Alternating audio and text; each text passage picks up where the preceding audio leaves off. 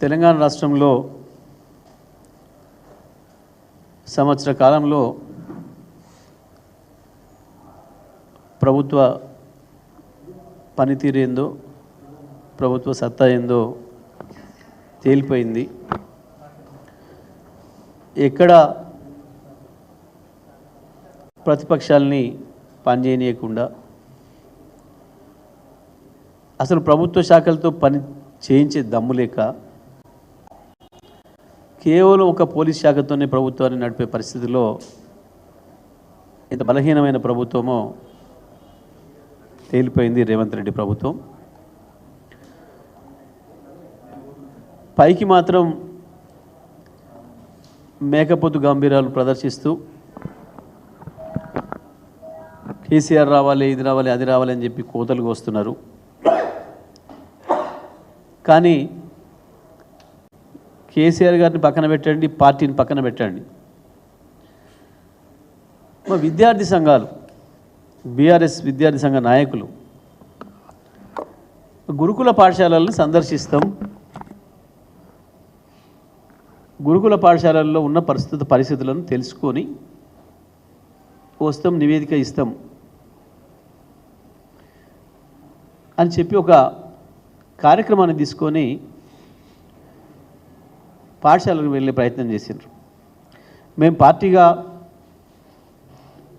గతంలో మా ప్రభుత్వంలో సోషల్ వెల్ఫేర్ గురుకుల పాఠశాలను అప్పచెప్తే ఎంత అద్భుతంగా తీర్చిదిద్దినరో ఆర్ఎస్ ప్రవీణ్ కుమార్ గారు వాటి సెక్రటరీగా. ఆ తర్వాత కేసీఆర్ గారు ఒక సోషల్ వెల్ఫేరే కాదు, ప్రవీణ్ గారు మీరు అద్భుతమైన ఫలితాలను ఇస్తున్నారు అని చెప్పి మిగతా ట్రైబల్ వెల్ఫేర్ కావచ్చు, బీసీ వెల్ఫేర్ కావచ్చు, మైనారిటీ వెల్ఫేర్ కూడా అన్ని గురుకులాలని కూడా వారికి అప్పచెప్పి వారి నాయకత్వంలో పిల్లల చదువు ముఖ్యమైంది, కానీ సరి అయిన వసతులు కల్పించి చదివిపిస్తేనే, చదువుకు అవకాశం ఇస్తేనే వారు ముందుకు పోవడానికి అవకాశం ఉంటుంది. సరైన తిండి లేకుండా, సరైన బట్టలు లేకుండా, సరైన వసతులు లేకుండా చదువు చెప్పితే ఇది కష్టమవుతుంది. అవి కూడా అన్నీ సరైన పద్ధతుల్లో ఉండాలని చెప్పి ప్రభుత్వంగా ఇక్కడ పైనుంచి వెళ్ళే మెనూతో సహా ఇక్కడి నుంచి నిర్ణయించి ప్రతిదీ కూడా ప్రతిరోజు ప్రతి పూట అమలయ్యేటట్టుగా చేసి అద్భుతమైన పద్ధతుల్లో విద్యా విధానాన్ని మెరుగుపరిచి భారతదేశంలోనే అత్యంత ప్రతిభావంతంగా నడుపుతున్న గురుకుల పాఠశాలలుగా తెలంగాణ రాష్ట్రానికి పేరు వచ్చింది. మన పిల్లలు ఎవరెస్ట్ పర్వతాన్ని ఎక్కడమే కాదు, ఎక్కడో ఖండాంతరాల్లో ఉన్న కిలిమంజారో పర్వతాలను కూడా అధిరోహించే పద్ధతులు. అంటే మేము ఆ రోజు చూసింది కేవలం పర్వతం ఎక్కడం అంటే 4 మెట్లు ఎక్కడం అని కాదు. మా పిల్లలు అంత ఆత్మవిశ్వాసంతో మేము దేనైనా అధిగమిస్తాం, ఆకాశమే మాకు హద్దు అన్న పద్ధతుల్లో ఆ విశ్వాసాన్ని పెంచే ఒక ప్రక్రియను, మా ముఖ్యమంత్రి గారి ఆలోచనని ప్రత్యక్షంగా కార్యరూపంలో పెట్టిన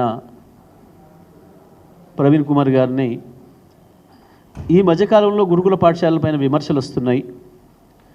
పిల్లలు రోడ్ల మీదకి వస్తున్నారు, బాధపడుతున్నారు, వందలాది మంది ఆసుపత్రుల్లో పాలవుతున్నారు విషాహారంతో, రకరకాల పద్ధతుల్లో పిల్లలు చనిపోతున్నారు. విషాహారంతో పాటు ఎలుకలు గరవడం, పాములు గరవడం, 1-2 సందర్భాల్లో ఆత్మహత్యలకు పాల్పడడం, ఇటువంటి దురదృష్టకరమైన సందర్భాలు మనకు ఎదురవుతున్నాయి, కనబడుతున్నాయి అని చెప్పి మా వర్కింగ్ ప్రెసిడెంట్ కేటీఆర్ గారు ప్రవీణ్ కుమార్ గారి ఆధ్వర్యంలో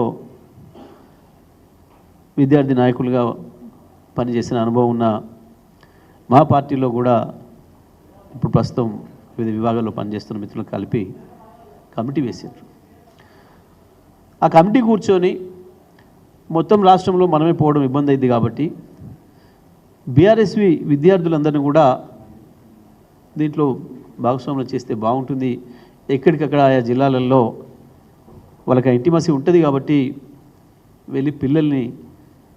కలిసి ఆ స్కూళ్ళల్లో ఉండే వసతులు ఏంది, ఆహారం ఏ పరిస్థితిలో ఉంది, ఎట్లా ఉంది, ఎక్కడెక్కడ బాగా నడుస్తున్నాయి, ఎక్కడ ఏమైనా ఇబ్బందులు ఉన్నాయా ఉంటే వాటిని తీసుకొని రండి అని చెప్పి పార్టీగా మేము దాని అంతా కూడా తీసుకొని రేపు శాసనసభ పెట్టే అవకాశం ఉంది కాబట్టి శాసనసభలో ప్రభుత్వం దృష్టికి తీసుకుపోదాం. ఎందుకంటే ప్రధాన ప్రతిపక్షంగా మా బాధ్యత అది. ఈ రాష్ట్రాన్ని మంచిగా నడపడానికి, రాష్ట్రంలో ఉన్న ప్రజల సమస్యల్ని ప్రభుత్వం దృష్టికి తీసుకుపోయే బాధ్యత, ప్రభుత్వం సరైన పద్ధతిలో నడవడానికి కావాల్సిన సహకారం ఇవ్వాల్సిన బాధ్యత మా పైన ఉంది. కాబట్టి మేము ప్రతిపక్షంగా మా బాధ్యతలో భాగంగానే మేము ఈ కార్యక్రమాన్ని తీసుకున్నాం. నిజమే, రేవంత్ రెడ్డి అండ్ టీం చాలా బాగుంది మా ప్రభుత్వ పరిపాలన అని సంబరాలు చేస్తున్నారు. చేసుకోండి, మీ సంబరాల జోలికి మేమేం రాలే, ప్రజలు చెప్తారు దానికి తీర్పు. కానీ మేము పోదలుచుకున్న స్కూళ్ళలో పోయి మేము ఉన్నటువంటి పరిస్థితులు తీసుకొచ్చి చెప్తాం మీకు అని అంటే ఎందుకు భయం వేస్తుంది రేవంత్ రెడ్డికి? వీళ్ళు నువ్వు అనుకున్నట్టు గొప్పగానే ఉంటే అదే చెప్తారు కదా మా వాళ్ళు వచ్చి. చాలా గొప్పగా అద్భుతంగా నిర్వహిస్తున్నారు, మనం చేసే పద్ధతిలో చేస్తున్నారు, లేదా మనకంటే కొంచెం ఎక్కడైనా ఒక స్కూళ్ళలో తక్కువగా ఉంది, లేదా పలానా స్కూల్లో మనకంటే గొప్పగానే చేస్తున్నారు, ఇంకా మంచిగా చేస్తున్నారు అనేది రాసిస్తారు కదా.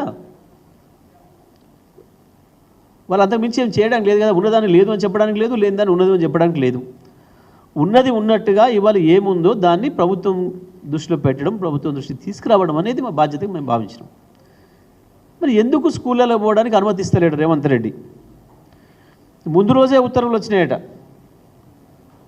ఎందుకంటే మా కింది స్థాయి అధికారులు చెప్తున్నారు, సార్ మన ఎమ్మెల్యే వస్తారా, మన నియోజకవర్గానికి వస్తారా, మా స్కూల్కి వస్తారా? సంబంధిత అధికారులు అందరూ మాట్లాడుతున్నారు.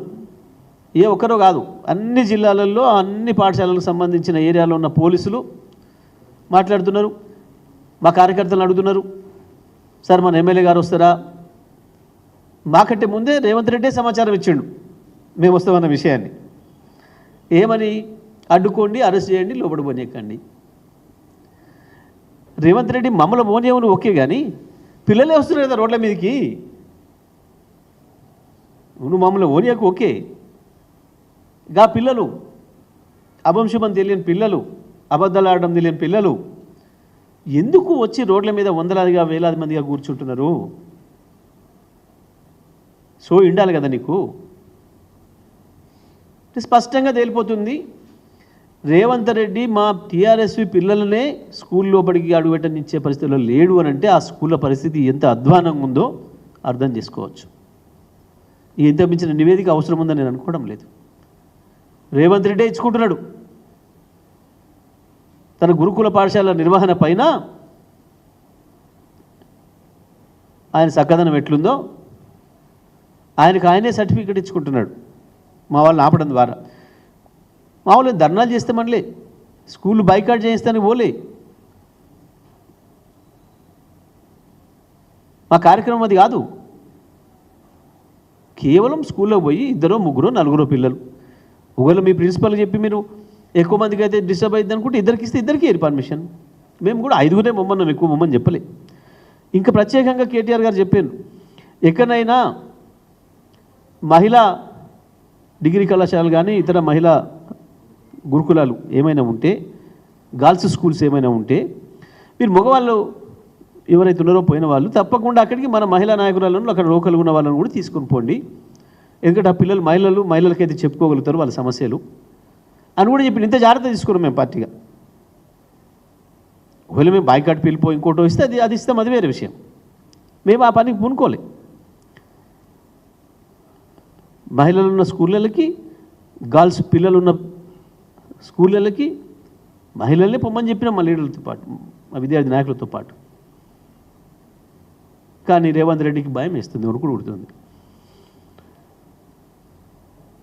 మేము లగచర్లకు పోతామంటే భయం అవుతుంది, మేము నిర్మల్కి పోతామంటే భయం అవుతుంది, కేటీఆర్ గారు కొండారెడ్డిపల్లికి వస్తా అంటే భయం అవుతుంది. ఎక్కడికి పోనీయాడు? మహబూబాద్ పోతానంటే ధర్నాకు పర్మిషన్ లేదు, ఇయ్యాడు. ఏం ఆపగలిగినావు రేవంత్ రెడ్డి? నువ్వు లగచర్ల మేము పోయి అక్కర్లే, వందలాది మంది లగచర్ల బాధితులు మా ఈ భవన్కి వచ్చిండ్రు, హైదరాబాద్ దగ్గర మేము పోయి అక్కర్లేదు, వాళ్ళు వందలది వాళ్ళు ఇక్కడికి వచ్చిండ్రు. మూసీ బాధితుల దగ్గర మేము పోయే పని లేదు, వాళ్ళే ఇక్కడికి వచ్చిండ్రు. స్కూల్ పిల్లలు కూడా బాయ్కాట్ చేసి ఓట్లే మీకు వస్తారు, అక్కడ ఉన్న మా నాయకుల దగ్గర పోయి చెప్తున్నారు, అన్న మేము రావణ దగ్గర పోతాం, కేటీఆర్ గారిని కలిపేయండి అని అడుగుతున్నారు.